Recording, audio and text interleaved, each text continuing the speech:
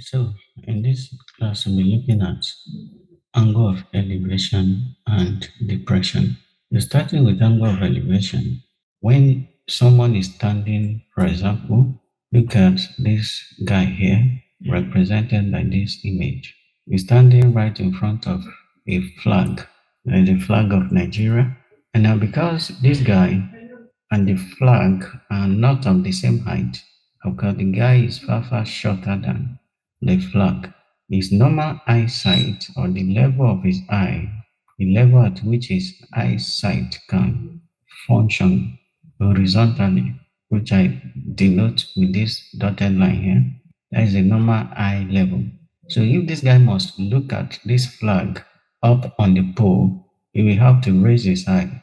So this movement of his eye from the normal eye level to this line of sight, because it's looking at the flag up on the pole, the angle between the normal eye level and the line of sight right now, while looking at the flag, is called the angle of elevation.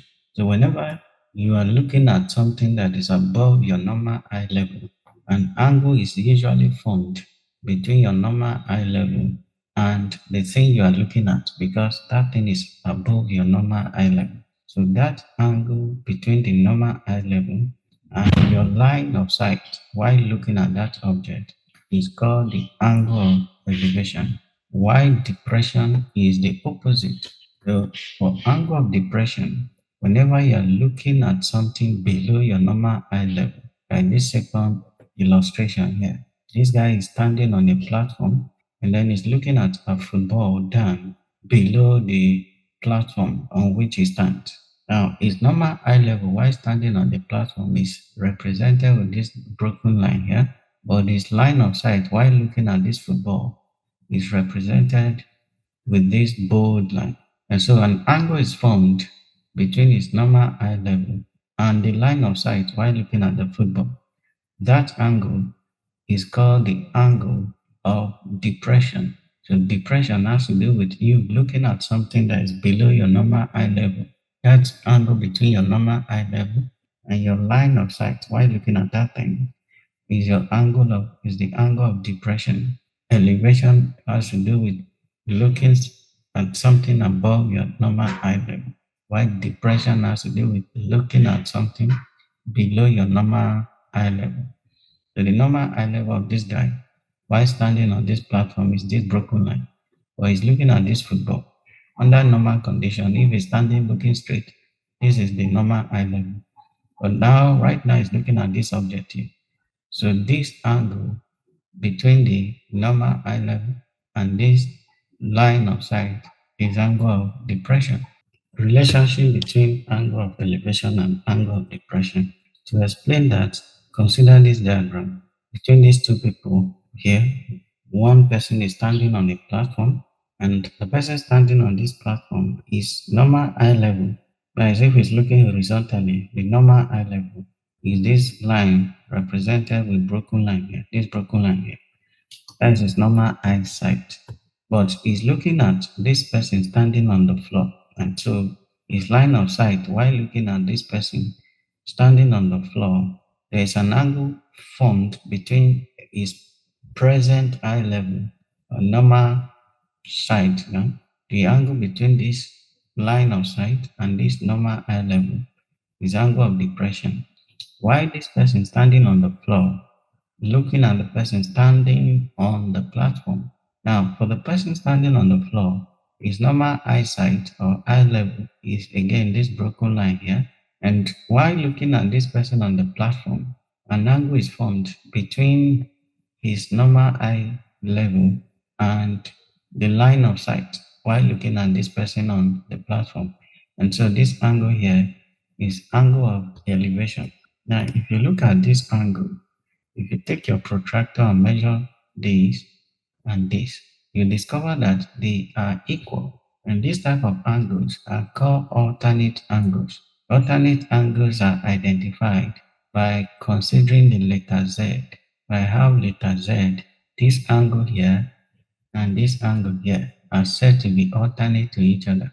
If you write letter Z properly and you measure this arm of the letter, measure this other arm of the letter, you will discover that they are always equal. The angle there are always equal. So this type of angle are called alternate angles. So for the same shape like this, the angle of elevation and the angle of depression are usually equal, right? For the same shape, not different shape. So for this person standing on the platform who is looking at the person on the floor, and the person on the floor looking at the person on the platform, the one on the platform, the angle between his eye level and his line of sight while looking at this guy is angle of depression. Then the person on the floor, the angle between his normal eye level and his line of sight while looking at the person on the platform is angle of elevation. Measurement shows that these two angles are equal. And so this type of angle, we call them alternate angle. There is a relationship between angle of elevation and angle of depression. They are usually alternate angles. And so we have some examples here on finding the angle of elevation and angle of depression. The first one here says the figure below shows a boy standing on a platform and a dog on the floor. Using a protractor, find the angle of elevation. That is question A. Then question B, the angle of depression. But now, who is elevating here and who is depressing? The person on the platform, the angle in relation to him is angle of depression, while the dog standing on the floor, the angle in relation to him is angle of elevation. So if they ask us to find the angle of elevation, that means they are asking us to find the angle between the normal eyesight of the dog, which is represented by this broken line, and his present line of sight while looking at the person standing on the platform. So the angle of elevation in that case is this angle here. While this person standing on the platform, his normal eye level is this broken line here, but he's looking at this dog on the floor, and so his present line of sight is this bold line. So the angle that is formed between his normal eye level and his present line of sight while looking at the dog, this angle right here is angle of depression. They are asking us to measure it with a protractor. This is for junior secondary school, not SS student. And that is why we are doing a measurement here, not calculation. So we get a protractor from this. Now to use a protractor to measure this angle, while using a protractor, you make sure that this baseline of the protractor rests on the line, the reference line. In this case, since I want to measure this angle here, I want to measure this angle, so I can either use this broken line as my reference line or this bold line as my reference line. So in this case, I'm using the broken line as my reference line. So I'll make sure that the base of the protractor rests on that bold line. And this base, once it rests on this bold line, I'll make sure that this line, if you look at the protractor, there's a short line there at the center, which is the 90-degree line. So I'll make sure that where the short line ends and the bold line, the base line rather, the point of intersection of those two lines must rest exactly on this point here, this very point here, because that is the angle I want to measure. That is how to use a protractor. This very point of the protractor, this side, where the two line, the base line of the protractor, the horizontal line on the protractor, and the vertical line, where they meet, must rest on this vertex, the vertex of this angle. So let's do that. So you place it, look at the way I'm placing it. Okay. You can see that the baseline of the protractor is exactly on the broken line because I'm using the broken line as my reference line. While the point of intersection of the 90-degree on the protractor and the horizontal line on the protractor, where the two lines meet, guys, look at what I'm saying. Look at this very point right now. You can see it's exactly on the vertex of the angle. And so you that is using a real protractor, when placing a protractor to measure an angle, this is how to place it. the horizontal line of the protractor must rest on one of the arms of the angle, while the point of intersection of this vertical line and the horizontal line must rest exactly on the vertex of the angle. And so how do we read this right now? In this case, our angle is on the left-hand side, so we're going to read the lower uh, graduation or the lower calibration on the protractor, because if you look at the protractor, you have the upper reading and the lower reading there. You use the upper one if you are coming like this, anti-clockwise. You use the lower one if you are going in a clockwise direction. So in this case, our angle is going in a clockwise direction. So this is 23 or thereabout. I may not be able to get the exact value because I'm using a screen. So if you are using a paper, you should be able to locate the exact value. Okay, in this case, I can use this guide here and make sure my guide is in line with the line of the angle there. Okay, so my angle, but it's giving me since I start measuring from this side in the clockwise anti-clockwise direction. So it's reading 158 degree. So to get the actual value of this angle, I can subtract 180 minus 158. 180 minus 158 to give me the value of that angle. And we are doing this because I decided to use this measurement on the protractor. It's a digital protractor. You that is using the read protractor, you don't need all this calculation. You can easily read the value by looking at this graduation here, this marks on the protractor. In this case, this is about 22 degree, 22 degree. So the angle there is 22 degree. As the angle of elevation is 22 degree. Angle of elevation is equal to 22 degree. Now let's go and measure angle of depression. So like I said, to measure an angle, you must choose one of the arms of the angle as your reference point. Either this line here or this broken line. Since it is this angle we want to measure, this very angle here. So we either use this broken line as our reference or this bold line as our reference. Then once you choose your reference, make sure that the horizontal line, this baseline on the protractor, lie exactly on the reference line, while the point of intersection of the horizontal line and this short vertical line on the protractor, where these two of them meet, this very point I'm highlighting now, where they meet must rest exactly on the vertex of your angle to be measured. So let's place it. Okay, you see the way I place it now? In a way that the baseline, the horizontal line on the protractor is exactly on this line, this very line here, because I'm using this bold line as my reference. So I'll place the protractor in a way that the baseline on the protractor is on that line, while the point of intersection of the baseline and the vertical line is on the vertex of the angle to be measured. And so what is my reading here is also 22 degree. Remember, we said that angle of elevation and angle of depression are alternate angles. And alternate angles are equal. Look at it, 22, 22 degrees. So angle of elevation 22, angle of depression is also 22 degree. So that is how to measure angle of elevation and angle of depression using a protractor. Angle of depression is equal to 22 degree. That is example 1. Example 2 says, what is the angle of elevation of the rooftop from the student in the figure below? Look at the student standing here, this guy right here.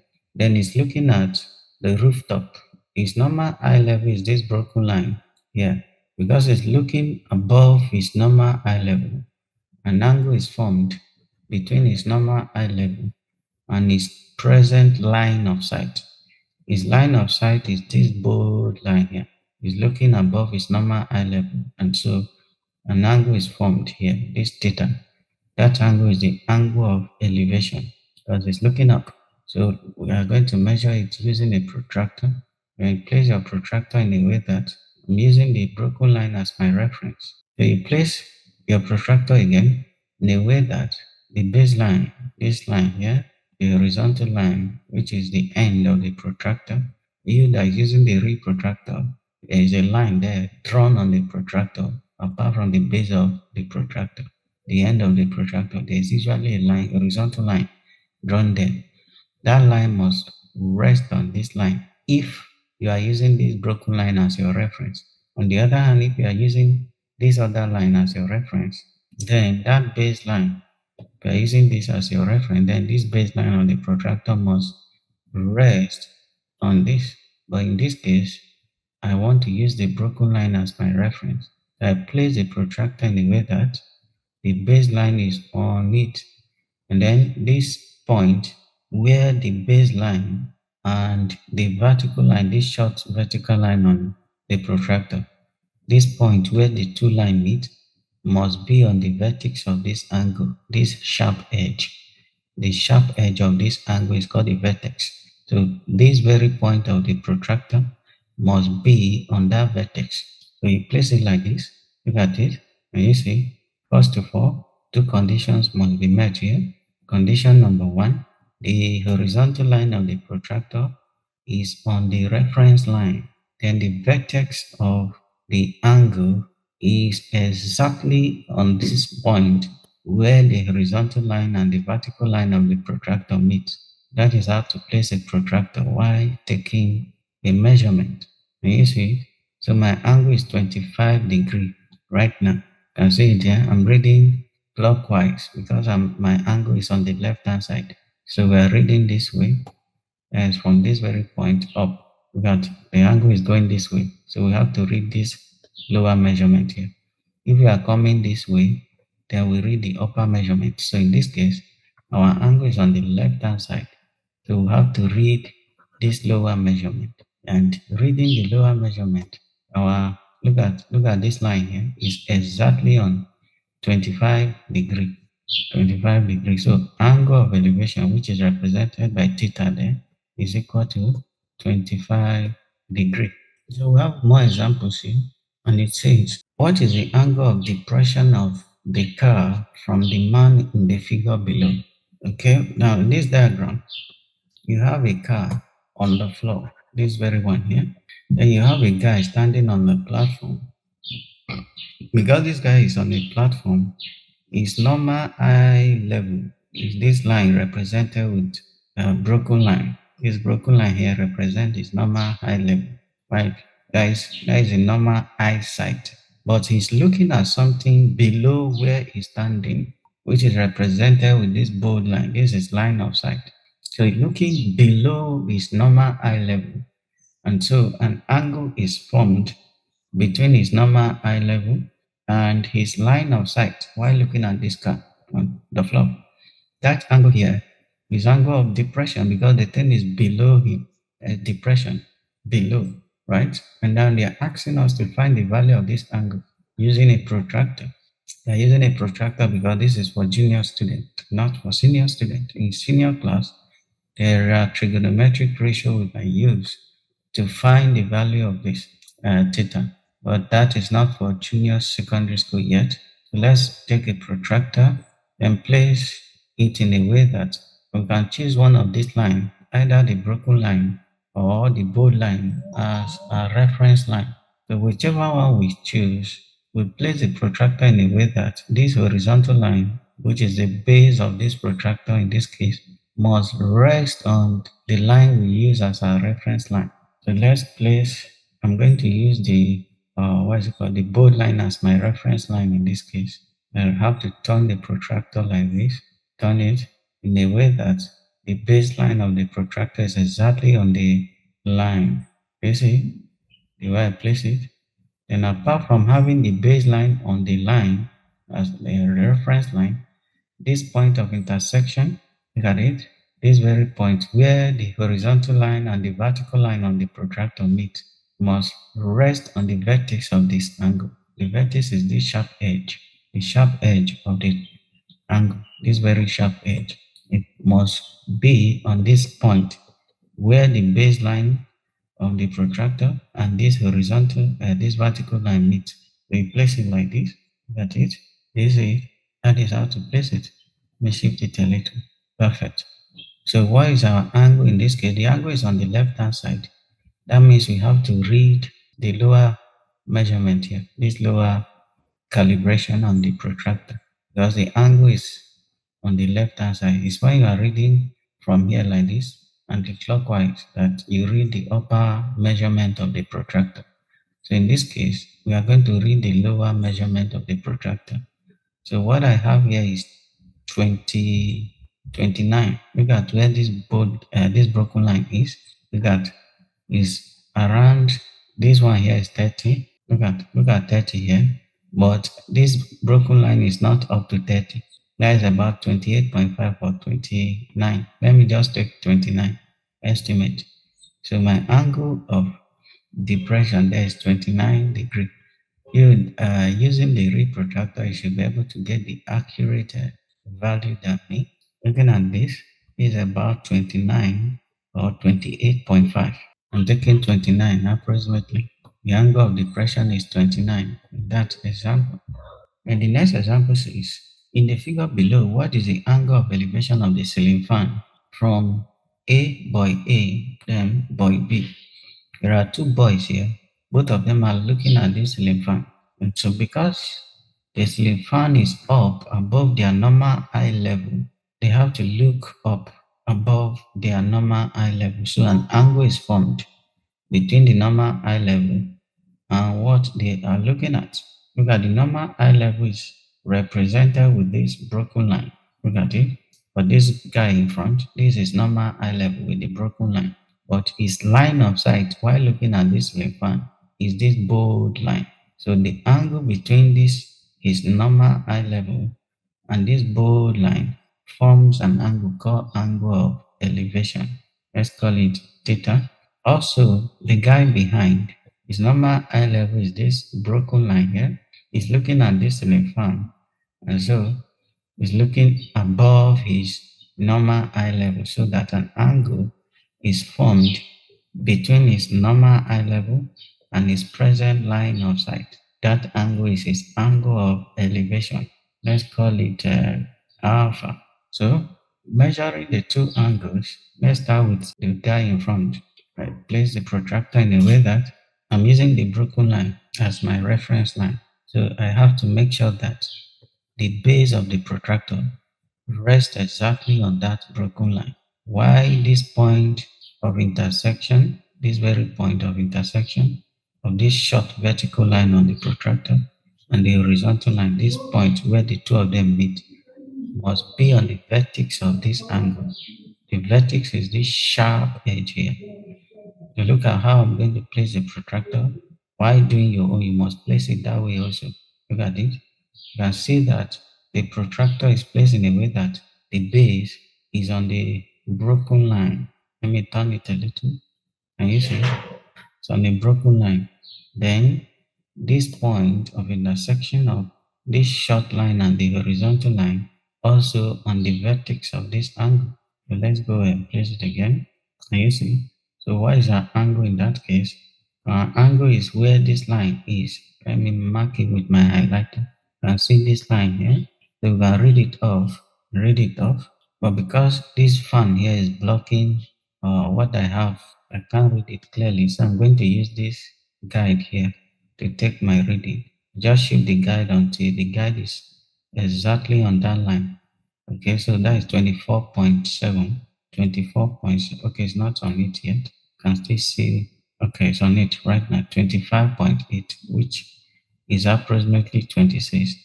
So theta is equal to 26. That is 26 degree. I wrote 260 instead of degree. So theta is equal to 26 degree. That is for boy A, boy B rather.